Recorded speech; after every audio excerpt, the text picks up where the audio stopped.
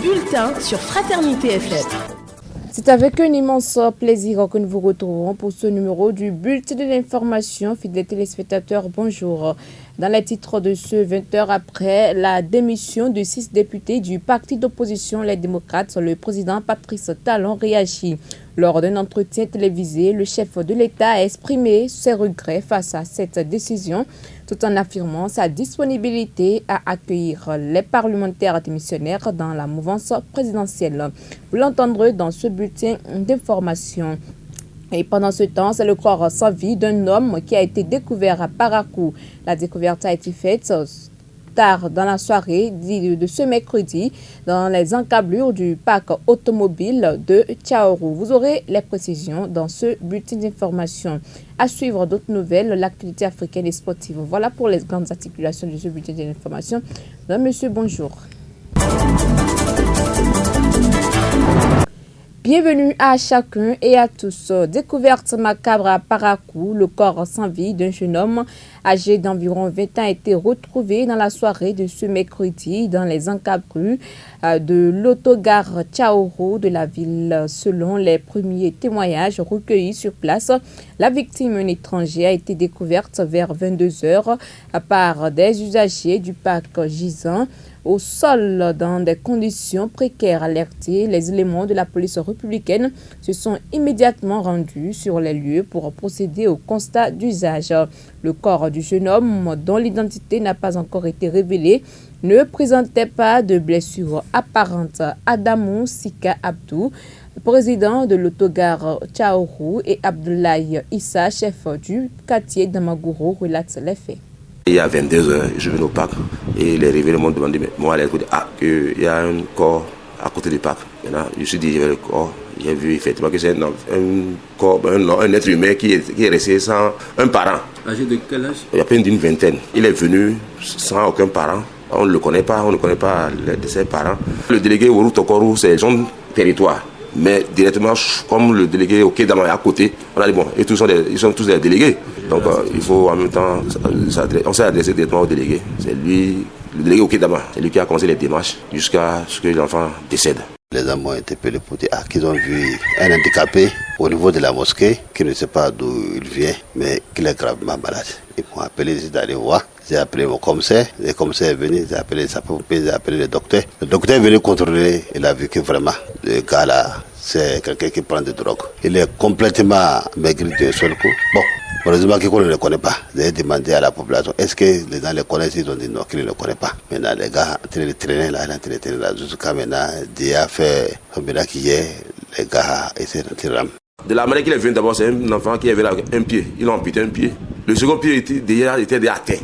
Donc c'est comme ça, il était. Certainement c'est ça même qui a occasionné la mort. C'est normal d'enregistrer, mais quand il est venu, moi en tant que président, si je vois un étranger dans le parc, je l'appelle, je lui demande, il a quitté où? S'il veut rester au parc ou s'il est au parc, je lui demande de faire la photocopie de ses pièces. J'ai un registre pour ça. Je vais vous dire encore, si on ne regarde pas le corps, c'est grave. C'est très grave même. Parce que hier, Dieu a fait que je venais à 22 h au parc. Si je ne venais pas, les chiens allaient prendre l'enfant là et le manger. Parce qu'il y avait un groupe de chiens, de 15 chiens à peu près. Ils étaient obligés de prendre un gardien hier. Je demande aux autorités compétentes de nous aider pour donner l'autorisation aux délégués et on a évacue le corps.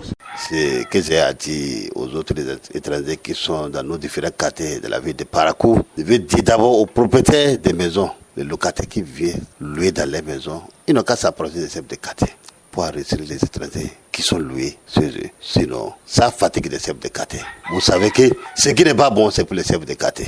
Mais ce qui est bon là, les chefs de quartier ne voient pas ça. Pour cela, les lynches, on appelle pour dire aux étrangers qui sont venus dans nos différents quartiers de s'approcher des chefs de quartier.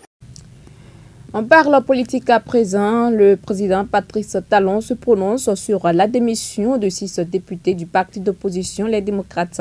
Dans l'entretien spécial accordé à la télévision nationale, le président de la République dit regretter cette situation. Il se montre cependant ouvert à leur intégration dans la grande famille mouvancière et donnera des instructions dans ce sens.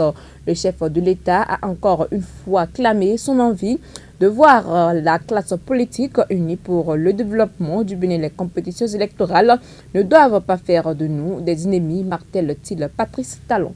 Et je veux interpeller surtout Ceux que j'ai vus démissionner des démocrates, c'est malheureux qu'ils aient démissionné. C'est dommage.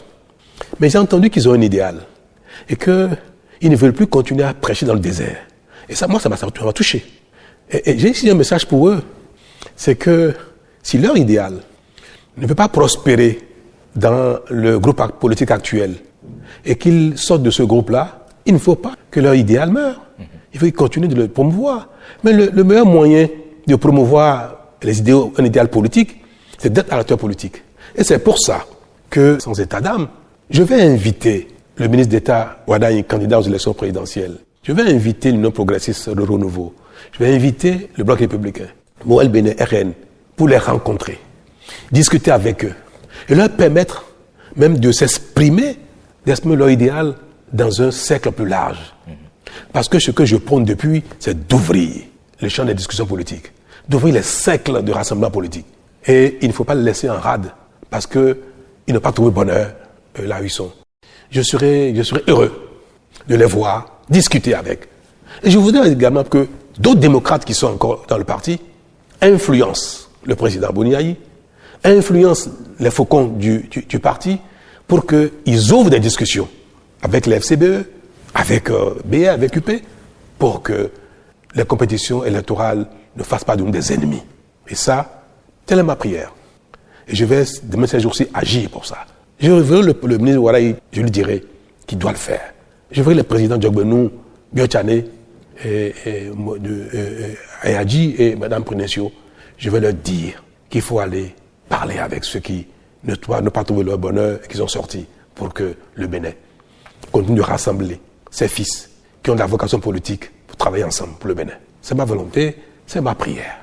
En plus bref, à présent, la Cour constitutionnelle a tranché à l'issue d'une audience plénière spéciale tenue ce mercredi. La haute juridiction a autorisé la Commission électorale nationale autonome au Sénat à ajuster de manière exceptionnelle le calendrier des législatives de 2026.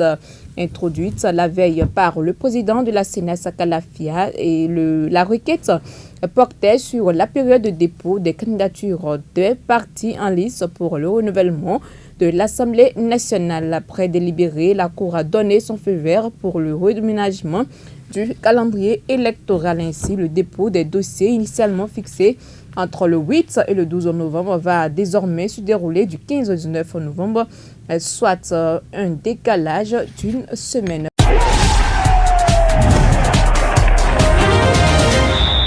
On parle à présent de la journée FIFA du mois de novembre avec vous, Jacques Degbé. Bonjour. Bonjour, bonjour à toi, Denis Djibril. La Notre convoque 30 joueurs avec de nouveaux visages. Le sélectionneur national du Bénin, Notre a rendu public la liste de 30 joueurs retenus pour le match amical international face au Burkina Faso.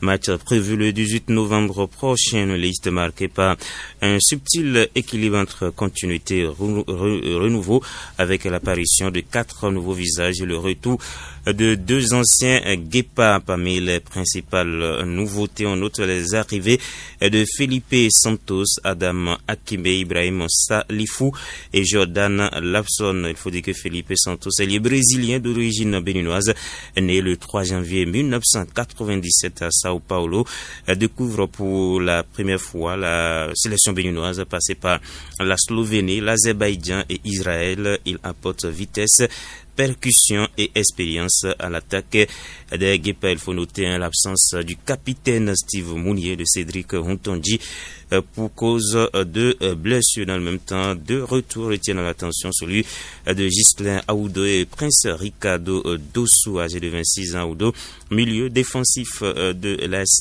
Gabès en Tunisie, retrouve le groupe après plusieurs mois d'absence. Sa rigueur et sa polyvalence vont faire de lui un renfort précieux dans l'entrejeu. À Bayern, le club répond aux spéculations concernant Upamecano. Oui, et là nous parlons donc Mercato d'Upamecano qui est associé notamment à plusieurs clubs. Eh bien, alors que plusieurs médias annonçaient déjà un accord verbal entre Dayoupa Mécano et le Real Madrid pour la saison prochaine, le Bayern Munich n'a pas encore dit son dernier mot en fin de contrat en juin 2026. Le défenseur central français fait toujours partie des priorités du club bavarois, interrogé par Sky Allemagne. Le directeur sportif Mas Eberl a confirmé que les discussions étaient en cours. C'est normal que d'autres clubs contactent ses agents. C'est le jeu, mais nous voulons tout faire pour conclure un nouveau contrat. Nous travaillons dessus, a soufflé le dirigeant munichois. Ainsi s'achève ce numéro du bulletin de l'information que j'ai le plaisir de vous présenter. Merci de nous avoir suivis. Toute l'équipe de préparation et de présentation vous remercie. D'ici là, portez-vous bien.